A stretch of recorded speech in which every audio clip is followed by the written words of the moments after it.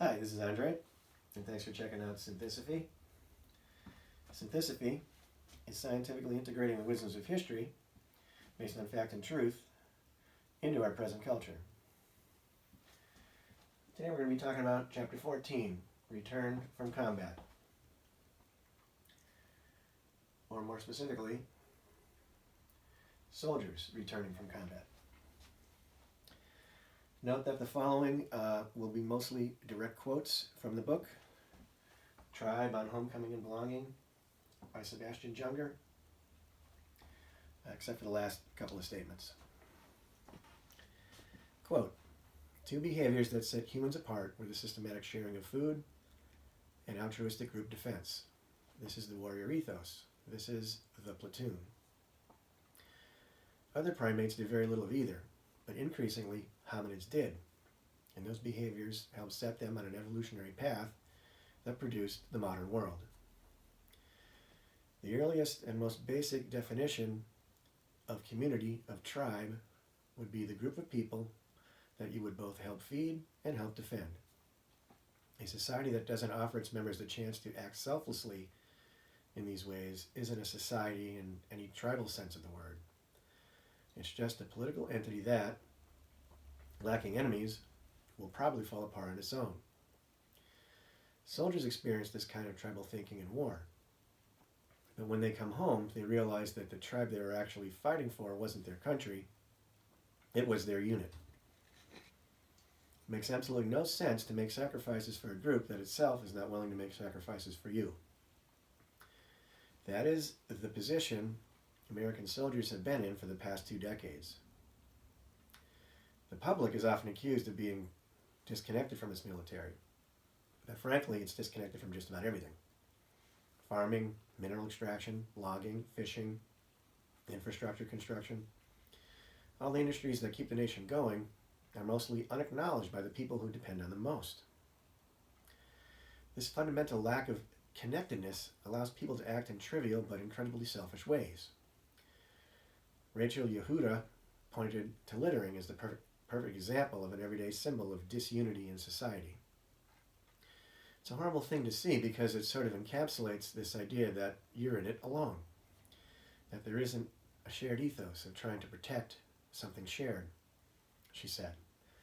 It's the embodiment of every man for himself. It's the opposite in the military. Continued quote, I, as in Junger, know what coming back to America from a war zone is like because I've done it so many times. First, there's a kind of shock at the comfort and affluence that we enjoy, but that is followed by the dismal realization that we live in a society that is basically at war with itself.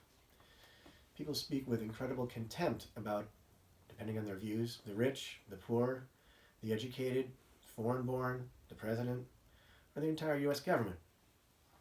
It's a level of contempt that is usually reserved for enemies in wartime, except now it is applied to our fellow citizens. Unlike criticism, contempt is particularly toxic because it assumes a moral superiority in the speaker. Contempt is often directed at people who have been excluded from a group or declared unworthy of its benefits. Contempt is often used by governments to provide rhetorical cover for torture or abuse. Contempt is one of 4 behaviors that statistically can predict divorce in married couples. People who speak with contempt for one another will probably not remain united for long. The most alarming rhetoric comes out of the dispute between liberals and conservatives. It's a dangerous waste of time because they're both right. The perennial conservative concern about high taxes supporting a non-working underclass has entirely legitimate roots in our evolutionary past and shouldn't be dismissed out of hand. Early hominids lived in a precarious existence where freeloaders were a direct threat to survival, and so they developed an exceedingly acute sense of whether they were being taken advantage of by members of their own group. By the same token, one of the hallmarks of early human society was the emergence of a culture of compassion that cared for the ill, for the elderly, the wounded, and the unlucky. In today's terms, it is a common liberal concern that also has to be taken into account. Those two driving forces have coexisted for hundreds of thousands of years in human society and have been duly codified in this country as a two-party political system. The eternal argument over so-called entitlement programs, and more broadly over liberal and conservative thought, will never be resolved because each side represents an ancient and absolutely essential component of our evolutionary past. It's in our genes. The United States is so powerful that the only country capable of destroying her might be the United States herself, which means that the ultimate terrorist strategy would be to just leave the country alone. That way, America's ugliest tendencies could emerge unimpeded by the unifying effects of war. The ultimate betrayal isn't acting competitively, that should be encouraged, but predicating your power on excommunication of others from the group. That is exactly what politicians of both parties try to do when they spew venomous rhetoric about their rivals. That is exactly what media figures do when they go beyond criticism of their fellow citizens and openly revile them. Reviling people you share a combat outpost with is an incredibly stupid thing to do.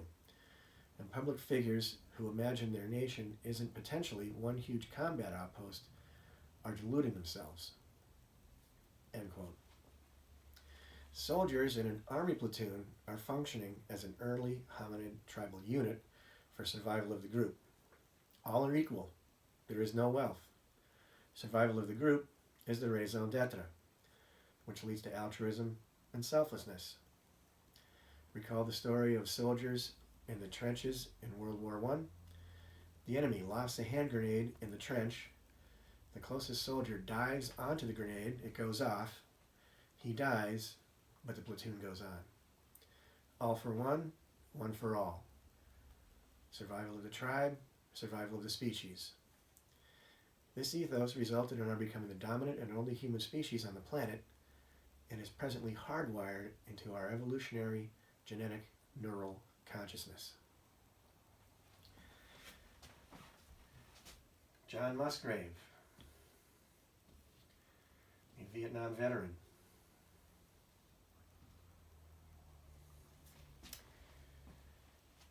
He was in the Ken Burns Vietnam War series. He described how after being shot through the chest, his fellow soldiers risked their lives under continued enemy fire to bring him out alive. They dragged him for a few dozen feet, then laid on top of him as the firing increased and bullets whizzed over them. Then they dragged him a bit further, over and over and over, until reaching safety. That's the warrior ethos. That is how our evolutionarily selected genetic predisposition, all for one, one for all. Survival of the tribe, survival of the species. And it appears in combat. This was John Musgrave, who after the Kent State shooting, joined the anti-Vietnam protests.